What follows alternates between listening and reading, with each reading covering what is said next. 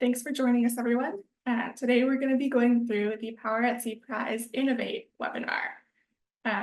So just before we begin, here's a couple of housekeeping topics. This webinar is being recorded. Please post your questions in the chat and we'll answer them at the end of the presentation. And the webinar recording and questions and answers will be available on HeroX after the webinar concludes. So today we're going to be going through a review of some of the Power at Sea Prize requirements, and then we'll be walking you through the design process for an example out-of-scope use case, and then we'll have time for questions at the end. So to start, I'm going to hand this off to Carrie, who's going to go through some of the Power at Sea Prize requirements. Thanks, Linnea, and hello, everybody. Thank you so much for joining us today. We'll start with just a quick overview and reminder of what the Power at Sea Prize is. And so over here we have the prize goals, which are to engage and cultivate a community of new and existing participants in marine energy. So I really want to highlight that. We're looking for folks that are familiar with marine energy, but also those that may be new to the industry, because we have tons of participant support for people to get up to date with marine energy and all the interesting things that can be done out at sea with it. And then we're also looking to identify new, innovative, and feasible marine energy concepts that have a high likelihood of providing power at sea in the near term to accelerate the commercialization of the nascent marine energy industry. So we're looking for marine energy concepts that are out at sea, providing power to something out at sea, hence the name Power at Sea Prize. And then finally, we are looking to introduce competitors to the Water Power Technologies Office and government funding mechanisms writ large and compare them to compete technically and financially for future funding opportunities, both within and beyond DOE. So to wrap this all up, really looking to engage people new and familiar with marine energy, get them interested in what's happening in the industry and provide lots of participant support so they're able to successfully participate in this prize. So just a few notes on what the prize scope is, which I'll just highlight now as we get through the rest of these slides. You'll notice that the example being used is not within the Power at Sea prize scope. That was on purpose because we didn't want to use an example that perhaps somebody on the webinar was already working on. So we chose an example that is not within the scope, but will just be used as an example to walk through the process. But the scope that we are looking for and are interested in needs to be a tangible system, subsystem, or component that receives more or equal to 50% of its energy needs from marine energy, which, if you need a reminder on what that is ocean wave, tidal, ocean current, river, salinity gradients, or thermal gradients, and it needs to power a system out at sea. And so there's some examples of what those systems could be there on the right. And again, these are just some examples. So ocean observation, underwater vehicle charging, aquaculture, marine carbon dioxide removal or MCDR, seawater mining. Those are just examples, but we expect to see some other applications come in. And so anything really out at sea that can be powered by marine energy is within scope for this prize. The system that you propose must address one of the following challenge areas. And those challenge areas are access, deployment duration, energy storage, environmental and ecological impact, harsh operational conditions, hybridization with other renewable energy resources, and suitability of power. More information about the prize and what is contained within the prize and how to apply and all the other information that you need is all in the rules document, which is on HeroX. Hopefully everybody's familiar with that platform by now. But please take a closer look. And if you have any questions, you can always reach out to us. There's also a host of other webinars that have been recorded and are available on HeroX that zoom out a little bit more and provide even more background context of this prize. But for now, I am going to turn it over back to Linnea, and she's going to walk us through that example use case challenge. So just as a reminder, the powering the blue economy markets are kind of split into these two sections, power at sea and resilient coastal communities. We're targeting power at sea markets for this prize, such as ocean observation, underwater vehicle charging, offshore marine aquaculture, marine algae, seawater mining, and marine carbon dioxide removal. This example use case that I'm going to take you through is from the isolated communities section. That market is out of scope for the prize. So we're going to go through the design process for this use case. And the use case in particular is wave energy for a remote community in Oaxaca, Mexico. We'll identify the challenge area, select the energy resource, and determine device specifications. And these are all part of the initial engineering design process. These parts of the design process are what's in scope for the prize. We're not asking you to create a prototype, test and evaluate it, or do any iteration. We're just asking you to identify the concept, the problem, and your potential solution. So to start off with, we're going to identify the challenge area. This out-of-scope example is electricity availability. This is a challenge area for remote coastal communities in particular. You'll notice it is not one of our prize challenge areas, which are listed on the side of the screen here.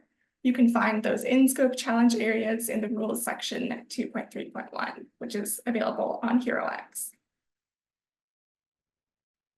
So Mexico is home to a large number of people, approximately 127 million individuals, and electricity is supplied by the state, the Federal Electric Commission. The vast majority of that electricity comes from non-renewable sources. This leaves a space in the market for renewable energy. In particular, there are many communities, the majority of them along the coast, that are underpowered and lack access to electricity altogether. So this is our challenge area, access to electricity. We're going to get a little bit more specific and choose one particular location to focus on. I took all of the communities in Oaxaca that lack electricity according to the 2019 census, and found that the average number of residents in a community lacking electricity was 2030. So we selected Palo de Arco, which contains 22 residents, to be representative of that type of settlement that lacks electricity. This is on the coast, and it has access to wave, tidal, and thermal energy resources. I'd like to take a minute to talk about engagement with community here, even though that is not in scope for the prize. It is really important to consider how you're engaging with your community as you go to take these concepts from their concept into development and deployment phases.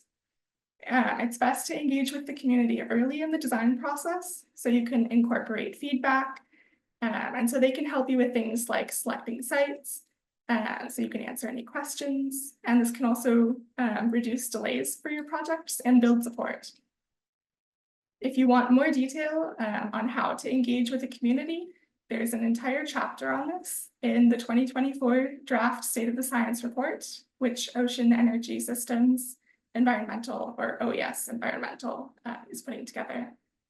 And that's available online at the link here, which will be available at the end of the webinar on HeroX. So now that we have our challenge area identified, we're going to select an energy resource. This is actually in scope. We're going to be looking at wave energy, but as a reminder, these possible energy resources are listed in the rules, section 1.2, and they include wave, tidal, ocean current, river, salinity gradients, and thermal gradients. So Mexico actually has many different ocean energy potential resources. It has access to wave, tidal, and ocean thermal energy. These resource characterization graphs show you how much potential is available along the coast of Mexico. And you can see their different scales. Tidal energy in green there is on the scale of watts per meter squared. Wave energy is on the scale of kilowatts. And OTEC, ocean thermal energy conversion, is actually on the scale of megawatts. For this example use case, kilowatts is the most applicable, so we'll be focusing on wave energy. I've pulled some information that's publicly available on Mexico's wave energy potential. If you're interested, you can check out a paper by Hernandez Fontes et al. 2019, and it characterizes the amount of wave power that's available along the coast. For the region that we're looking at, we'll have 10 to 20 kilowatts per meter of potential wave energy. And this paper actually identifies 3 distinct points and calculates wave energy potential for those points, one of which is very near to Palo de Arco. And that wave energy density near Palo d'Arco is about 18 kilowatts per meter. So this is identifying that there is wave energy potential near to this use case, and therefore it is an effective energy source to use. I'm going to hand it off to Bree now, who's going to go through some device specifications that you might be able to use in a prize technical narrative from the rules section 4.2.2. Yeah, so now that we've identified needs and constraints and we researched the problem, we can begin to imagine possible solutions. So this is the bulk of what your technical narrative is going to be. And you can see the specifics, as Linnea said, in section 4.2.2 of the rules document. So as Linnea provided a bunch of information about the community, so there are 6 households in the village, as Linnea said, because there are about 22 residents, and there's like an average of 3.7 individuals per household, and it's approximated that each household requires about 100 kilowatt hours per month. So this would mean the community as a whole needs about 600 kilowatt hours per month as a minimum. And so for continuous power, this is equivalent to about 830 watts. And in the wave slides that Linnea was going over, there's about 10 to 20 kilowatts per meter available, where we really only need 1 kilowatt per meter for this community. So the wave resource is far above what's required. So for this device, we've chosen to go with a point absorber. It's one of the simplest concepts. It's a simpler system and works in a wide range of sea states and tends to be well suited for smaller applications. If we assume a 40% capacity factor, where capacity factor is the average power generated divided by the max power it could generate, we would need a point absorber that's rated to no less than 2 kilowatts. So we're using a point absorber that provides 2 kilowatts and transmits that power to shore. Again, these slides were way simplified compared to your technical narrative that we expect for the prize, but kind of going over this entire use case, we asked to identify the needs and constraints, we researched the problem, and we imagined possible solutions. For the prize, you also need to plan by selecting a promising solution, so a little more detail to the possible solution. The rest of the design process that's shown, so creating a prototype, testing and evaluating the prototype, and improving and redesigning as needed, is all out of scope for this prize. Yeah, so moving forward, you can imagine and plan and complete the technical narrative requirements. Does anyone have any questions on the example use case today, or general questions about the prize and your submissions?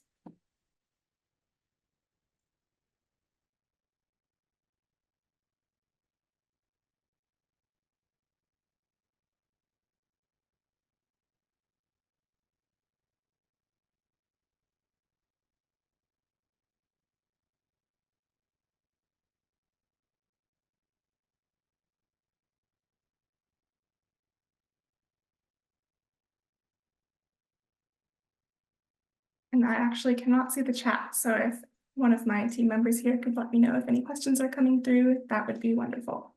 Thanks, Linnea. Nothing's come through yet. As a reminder, you're welcome to put questions in the Q&A as well as the chat, and we are happy to answer them.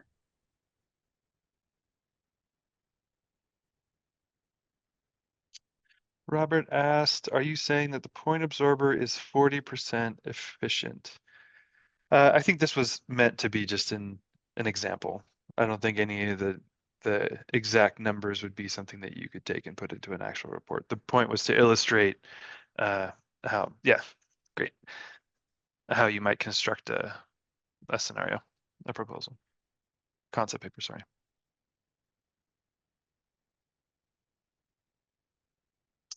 Jose asked, the prize continues being only for US citizens. Jose, we can put the eligibility language in the chat here. Somebody from our team can throw that in there really quick.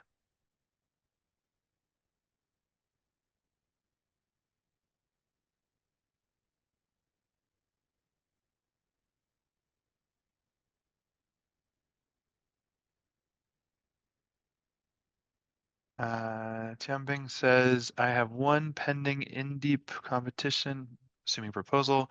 Is that concept also qualified for this one? Carrie, do you want to handle that question?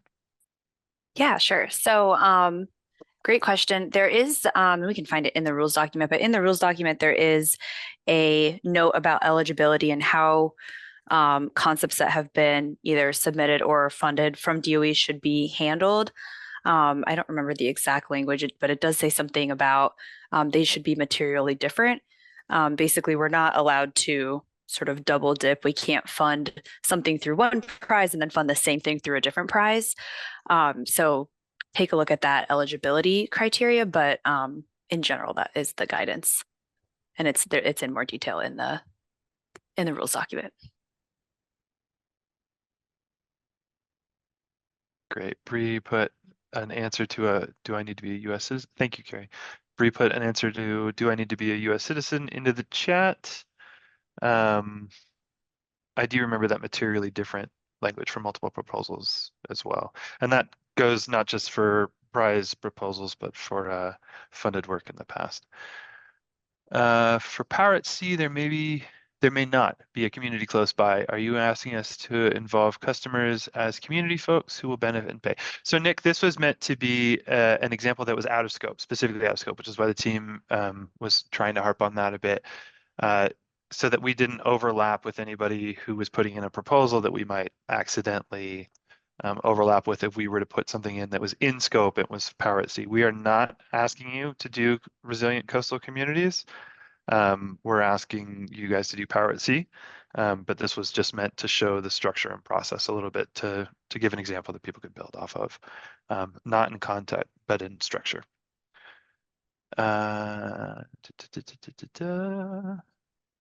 Robert, you have a question in there. Does someone have to be on a team in order to participate? I'm not sure I understand your question. Maybe somebody from my team who does can pipe in, or Robert, if you'd like to clarify, please do. Myri says, sorry for butchering people's names if I am, apologies. Our technology takes all 6 degrees of motion to provide clean power. Can we apply to test small systems to prove the technology and then scale up? So this prize is set up for the first stage here as a concept. There's no testing involved. Hopefully that answers your question. Amanda Morton says, you can submit as an individual and do not need to be on a team. Oh, thanks, Amanda. You're answering Robert's question before on whether or not you have to be on a team. Great. Thanks for the questions, you guys. I think we are all caught up. Anything come in Q&A? No. No, I don't see anything. Oh, we got one more in the chat. Great, thank you. I have one. Tianbing says, I have one technology which was published in a conference proceeding. Is that topic still be qualified? Yeah, I believe that's in scope. Maybe the team can provide more detail here. My understanding is it's about overlap with other funded work or proposals to prizes. It's not about whether or not this technology is completely novel. If you have intellectual property that you're bringing to this, if you have previously published findings or disclosed technologies, that's fine. Yeah. Yep, that's right. We just can't fund the same thing twice. Right. Aloha, HeroX. What if I have a concept that's not among those listed, but has yet to be proven? Can I submit something completely novel? Yeah. You can submit things that are completely novel. There is examples of markets and technologies and such that we provide in the rules document. there are challenges that we ask you to address or consider addressing, but you can submit something that's completely novel, so long as it's compliant with the rest of the rules.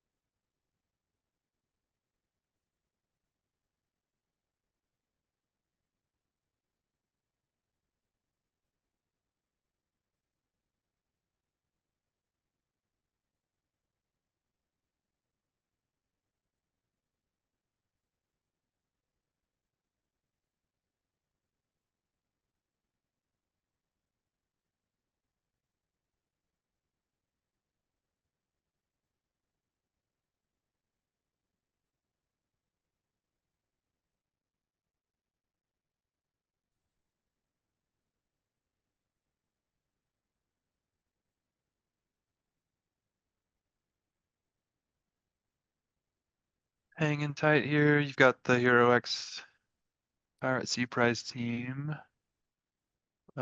Waiting in case you have more questions. We can give it until just before 11:30. Take some pressure off, but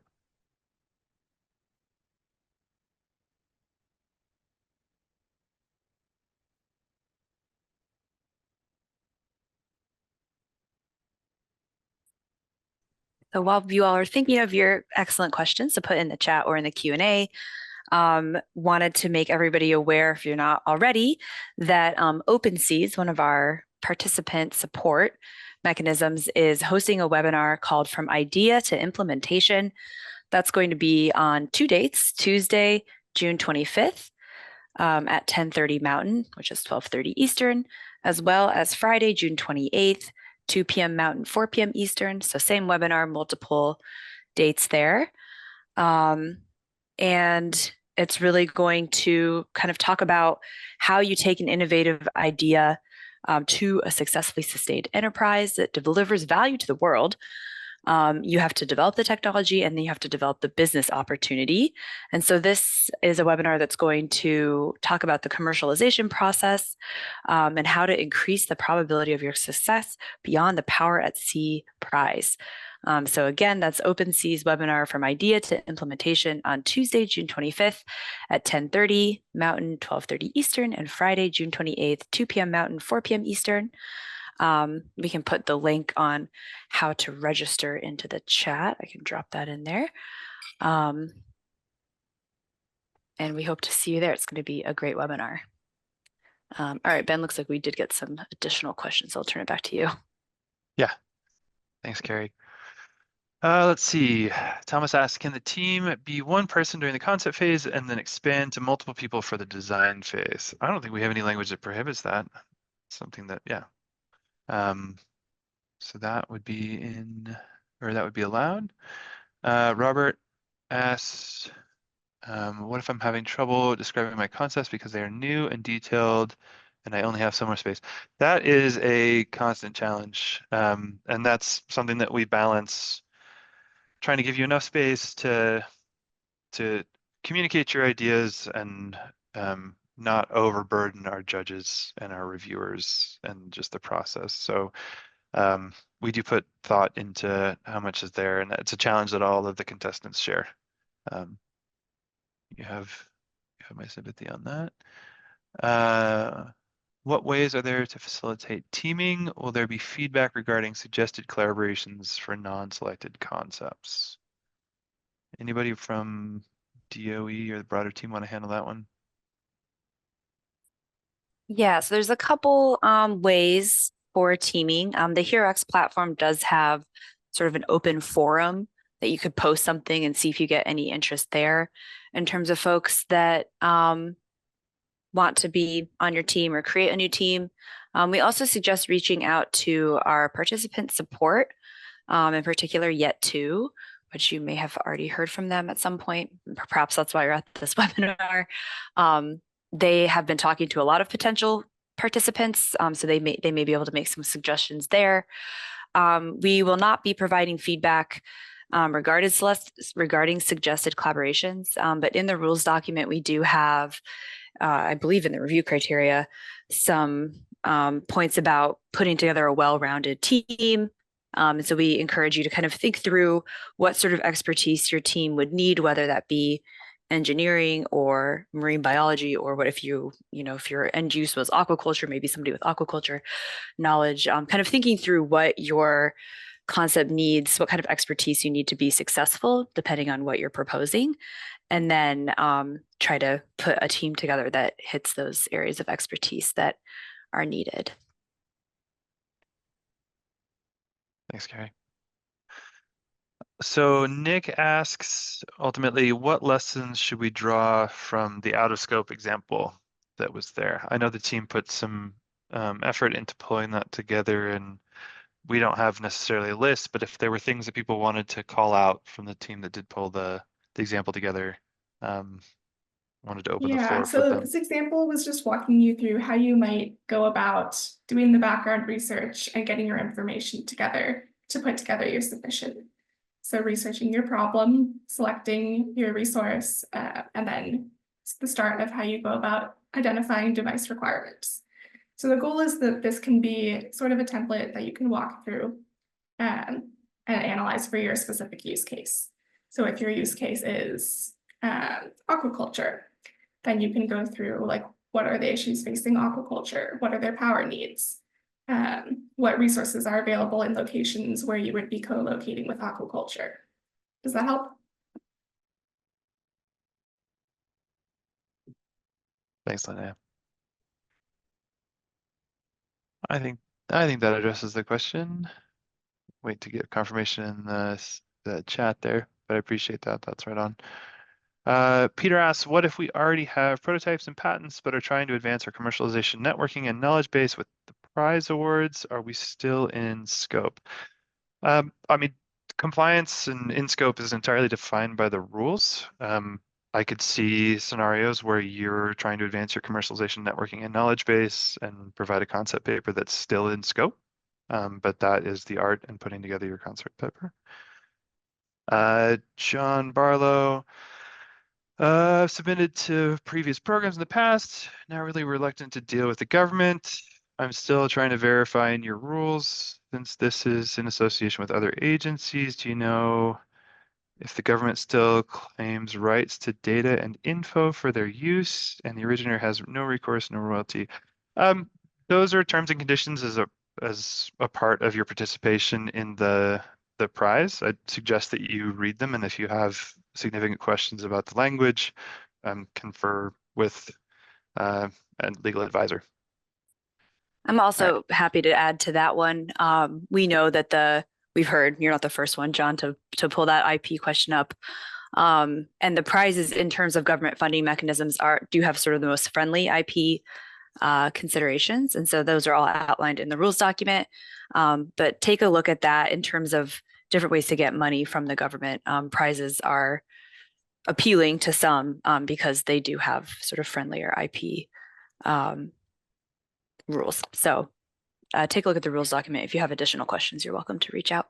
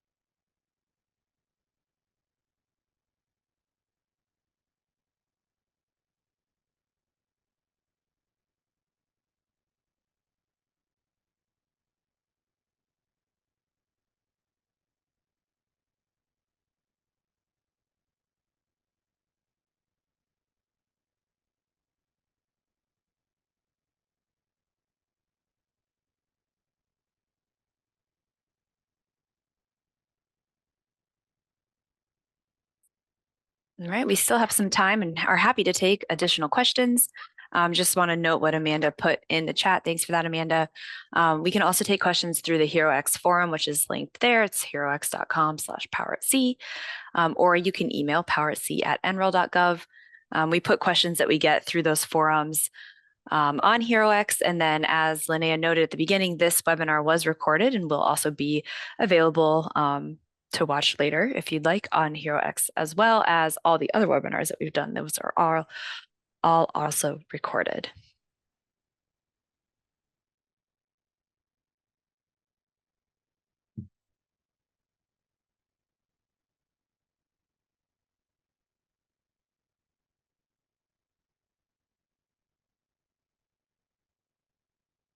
And as a final reminder, these concept phase submissions are due July 26th. So please make sure you have your submissions in on time and ask any questions that you have before then so we can get back to you in a timely manner.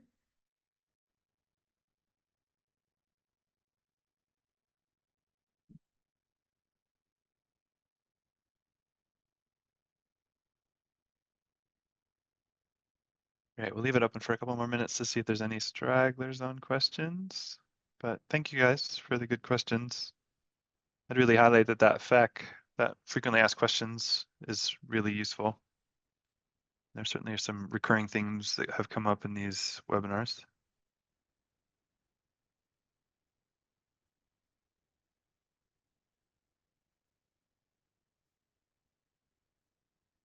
Nick asked, can you share any statistics or summary info on how many teams submit, meet eligibility criteria, etc., versus how many sign up for info? So I do know that if, oh, go ahead, Carrie, go for it. I was going to say, no, we are not able to share any information on how many people apply and how many people, well, actually, you'll find out how many people are awarded because that's in the press release. But yeah, unfortunately, can't share that information. One way to get kind of a sense of interest is taking a look on HeroX. There's a number of teams and different folks on here. Is I just have HeroX pulled up on my other screen. We've got 65 teams and 1,000 innovators. So that, hopefully indicates that there's a lot of interest out there, but I will say we do not expect to see, for example, 1,000 applications into this. Usually the number of teams is greater than what typically comes in, but yeah, unfortunately, that's about all we can share. Thanks, Carrie.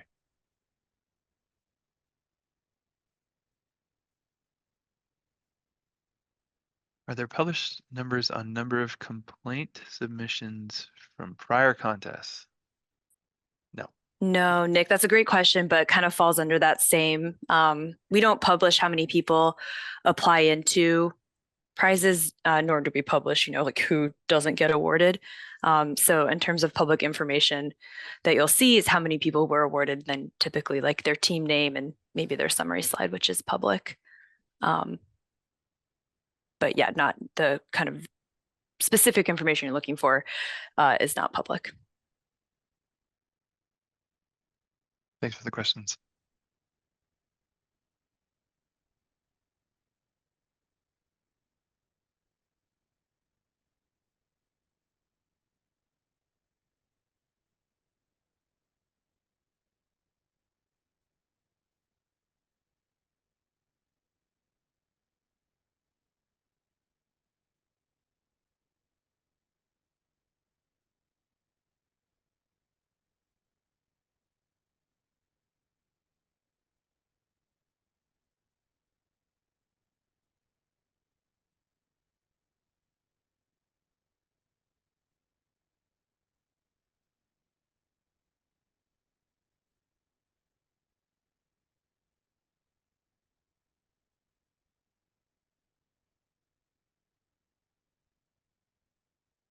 All right, let's shoot to wrap this up in the next 3 minutes. I'll reiterate, really grateful to have you guys here and interested in the prize and asking good questions and trying to prepare, hopefully, submissions. Pace asks, do we get the reviewer's feedback if not awarded? No, we don't provide reviewer feedback on these prize submissions. I'm actually going to interrupt here, Ben. Yeah, please. We do provide reviewer Oh, we do. feedback. I'm so sorry. Yes. Yeah. It's not always a lot of information. It just depends on how much the reviewers provide. But we do provide all of the feedback that our reviewers give. It's Oh, that's not great. a numerical score. We don't do like scores, but we do the feedback. Right, the written feedback. Okay, thank you for the correction. That's important. Appreciate that.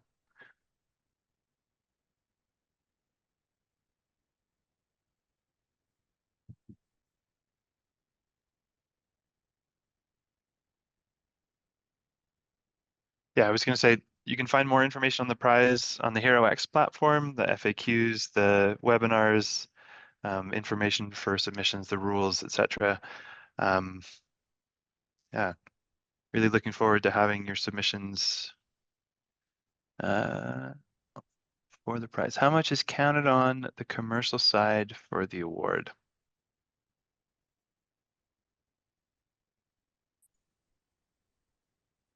If I can take a guess at the question you're asking, but please feel free to put in a clarification if this isn't right. I think you're asking, how important is kind of the commercialization aspect for this prize? You'll hear us say this a lot, the rules document has everything outlined really clearly. The best place to look for exactly, I mean, we try to make it as easy as possible. So the review criteria, which is in the rules document, says it has 2 columns. On the left, it says suggested content, and then on the right, it has the scoring statements. Each of those sentences are what the reviewers score. So it will say, you know, competitor has provided clear outline of concept or whatever. And then on the left, it will have what kind of content you can provide in your application to make it easy for the reviewers to evaluate that scoring statement. And so I use that as a nice example of why you should look at the review criteria. But in there would be a section on how, if there were a bunch of scoring statements about commercialization, then that would indicate that's really important to us. But if there were a few, then that would indicate that that is less important. So I won't try to rely on my memory to answer that question specifically, but the answer can be found in the rules document, specifically in the scoring criteria section. Yeah, thanks, Carrie. And it's important to note too that that is the sort of guidance and feedback that the reviewers are given as they're evaluating your proposal. So they'll be looking at very similar, similarly worded, if not exactly the same review criteria. So it's great insight into how it'll be scored, and you can glean from that what questions, what criteria are weighted towards commercialization. Yeah, and to pile onto that, it's exactly the same. So the reviewers get those exact statements that are in the rules document, and we do that to provide, it's basically providing a scoring rubric that competitors can see, and that way you know exactly what we're looking for and exactly what kind of material would answer those questions. And we try to make it very, very straightforward and easy for prizes.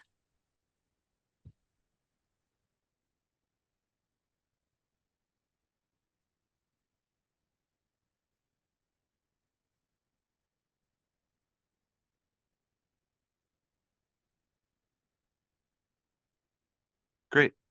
Well, with that, I think we'll close out. I want to give the floor to any of our staff if they have any final words they want to share.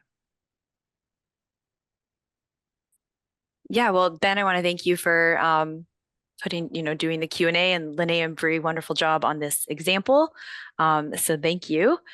And I want to thank everyone else that made this presentation possible.